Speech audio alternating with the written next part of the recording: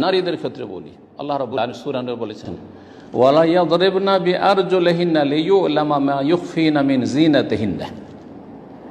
নারীরা যাতে করে যখন হাঁটা চলা করবে আর পায়ে তাদের নূপুর পড়ে আছে, যাতে ঝনকার হইতে পারে জোরে পা মাটিতে রাখলে, পা পড়লে।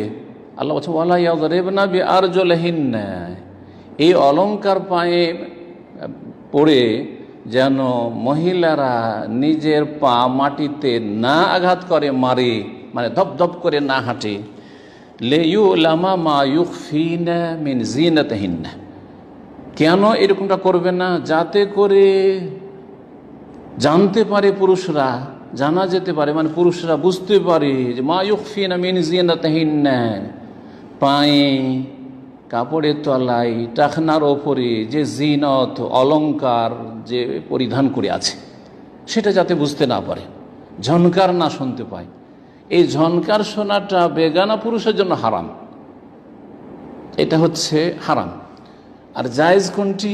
ওলামারা বলছেন যে যদি ধপ ধপ করে হাঁটে, জোরে পা রেখে হাঁটে জমিনে, তো এটা জায়েজ। কিন্তু পায়ে যদি নূপুর থাকে আর তাতে অলংকারে ঝনকার শোনা যাবে, এই জায়েজ কাজটি সাদ্দানলি জারিয়া, হারামের রাস্তা বন্ধ করার জন্য, এটিও না জায়েজ।